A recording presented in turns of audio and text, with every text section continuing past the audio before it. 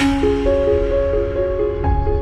pemirsa, kembali lagi bersama kami di Perskom TV News. Kali ini kita kedatangan narasumber yang sangat luar biasa. Ada Terika Nurwida. Halo teman-teman Perskom TV.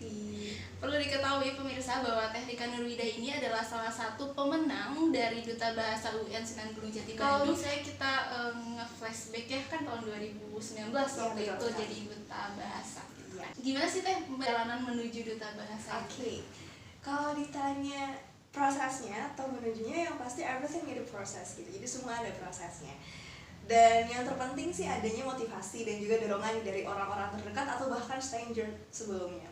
Salah satunya yang menjadi motivator saya atau yang mendorong saya terdekat itu adalah salah satu yang juga duta dari kampus, yaitu duta kampus yang bernama Teh Erianti Nurmala Dewi. Nah itu beliau sangat mendorong kayak kita tuh sebagai mahasiswa jangan aktifnya cuma di internalnya aja, cuma di himpunannya ini, tapi coba di luar yang lebih luas. Jadi saya mulai terbuka nih kayak, oh iya sepertinya duta bahasa menarik yang mendorong jadi kita menuju duta bahasa gitu. Nah, di luar Duta Bahasa nih gitu kan ya. Apa sih Teh programnya gitu yang sudah berjalan atau sedang berjalan gitu?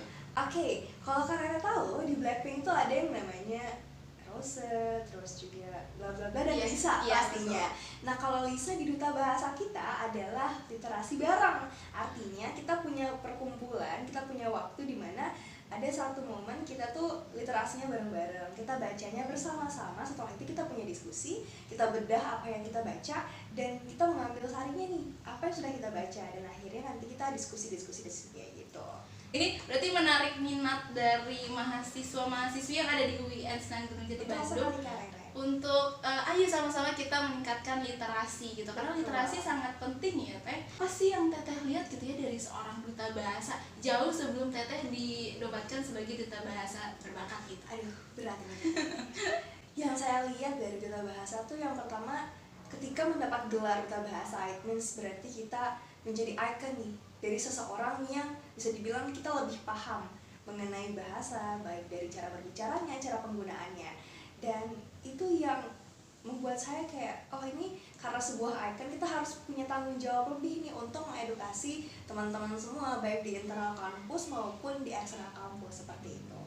Wah, sangat-sangat luar biasa sekali ya. Nah, apa sih ini tips dan trik dari Teh Rika untuk teman-teman di rumah atau pemirsa di rumah yang pengen banget nih belajar bahasa, khususnya bahasa asing? Karena kan di Duta Bahasa kan wajib bisa bahasa asing ya Betul gitu. sekali. Kalau ditanya caranya gimana biar bisa berbahasa, banyak sebenarnya caranya. Dan pasti akan basic sekali dan juga template ya. Kalau misalnya ditanya apa sih caranya, yang pertama kita harus belajar. Tapi kalau dari saya pribadi, saya punya prinsip ketika kita mau belajar sesuatu, terutama bahasa, kita harus menjadi sesuatu yang kosong. Kita harus menjadi seseorang yang istilahnya ya udah kita nggak tahu apa-apa.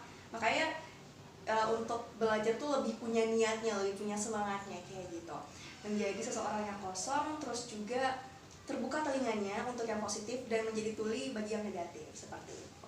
Nah, begitu pemirsa di rumah, kita harus mengambil nih sari-sari pati yang sudah di-sharing sama Teh Rika di sini. Betul sekali. Ada tambahannya juga Apa ketika itu? mau belajar bahasa, jangan cuma fokus kepada satu bahasa. Kan kita gimana caranya kita cinta bahasa Indonesia, tetap menggunakan bahasa Indonesia, cinta bahasa daerah dan juga pandai berbahasa Inggris, seperti itu. Jadi kalau belajar jangan cuma fokusnya ke satu bahasa aja nih, tapi banyak bahasa biar bisa menjadi multi language.